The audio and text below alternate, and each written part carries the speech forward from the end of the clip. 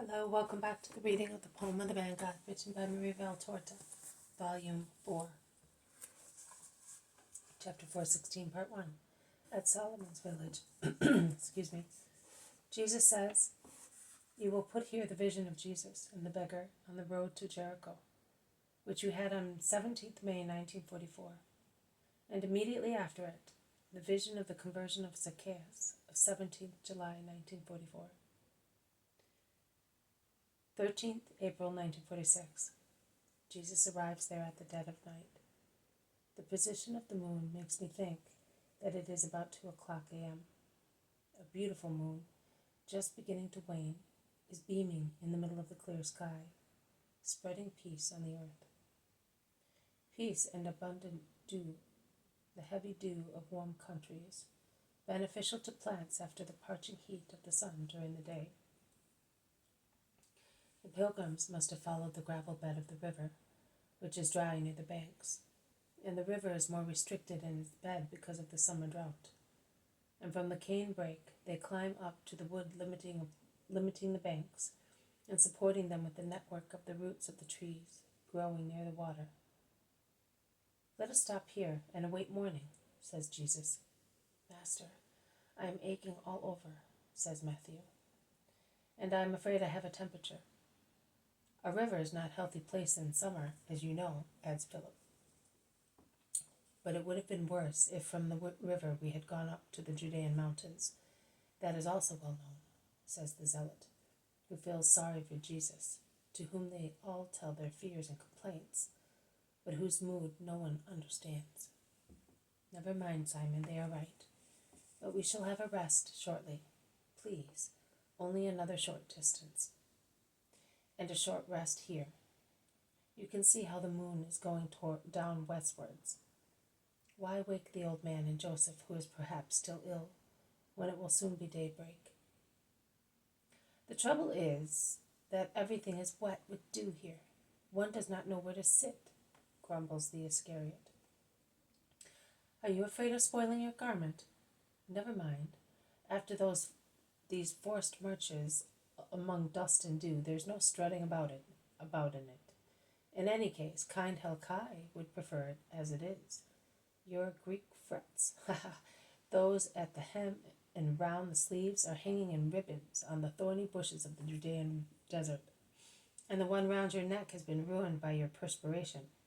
You are now a perfect Judean," says Thomas, who is always merry. "I am perfect a wretch, dirty as I am and disgusted with it," retorts Judas angrily. "It is enough for you to have a clean heart, Judas," says Jesus calmly. "That is important." Important. Important. We are exhausted with fatigue, with starvation. We are ruining our health, and that only is important, replies rudely Judas. "I am not compelling you to stay. It is you who want to stay. After all this time, I had better do so.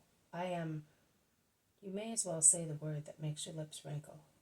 You are compromised in the eyes of the Sanhedrin, but you can always make amends and regain their confidence." "I do not want to make amends, because I love you and I want to stay with you." "In actual fact, you say so in such a manner that rather than love it sounds like hatred," grumbles between his teeth Judas of Alphaeus. "Well, every man has his own way of expressing his love." "Of course. There is also who loves his wife but kills her with blows.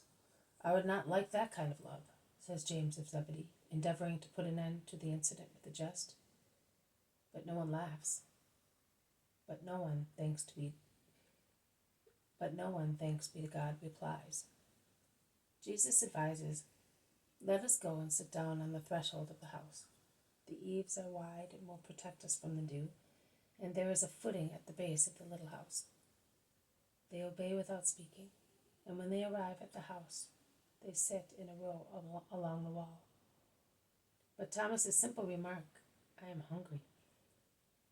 These night marches make one hungry," revives the argument. "Marches don't come into it. The fact is that for days we have been living on nothing," replies the Iscariot. Actually, at Nike's and at Zacchaeus's, we had good meals. And Nike gave us so much food that we had to give it to the poor. Otherwise, it would have gone bad. We have never been short of bread. The caravan guide also gave us bread and butter, remarks Andrew. Judas, who cannot contradict, is silent. A cock crows in the distance, greeting the first sign of daylight. Oh, good. It will soon be dawn, says Peter, stretching himself, as if he had almost fallen asleep. They wait for daybreak in silence. A bleating in a sheepfold, then a harness bell in the distance on the main road, poles apart from them. The nearby cooing of Ananias's doves, the hoarse voice of a man in the canebrake. It is a fisherman coming back with his night catch, and he is cursing because it is scanty. He sees Jesus and stops. He hesitates, then says, "If I give it to you, will you promise me plenty in future? For profit or for your needs?" "For my needs. I have 7 children, my wife and her mother." "You are right. Be charitable, and I promise you that you will not lack what is necessary." Here then, in there is also the injured man who is not recovering despite treatment. "May God reward you and give you peace," says Jesus. The man says goodbye and goes away, leaving his fish strung through the mouth with a willow twig. Silence falls on them again, just broken by the rustling of the canes, by the trills of some birds. Then a creaking is heard nearby. The rustic little gate, which Ananias made, creaks when opened, and the little old man appears on the road scanning the sky. A sheep follows him, bleating. "Peace to you, Ananias." "Master! But how long have you been here? How long have you been there? Why did you not call so that I could open the door for you?" "Not long. I did not want to disturb anyone. How is Joseph?" This has been a reading from the poem of the Man God, written by Maria Valtorta, Volume 4, Chapter 416, Part 1, at Solomon's Village. Thank you for listening. I will see you tomorrow. May God bless you, and may peace be with you.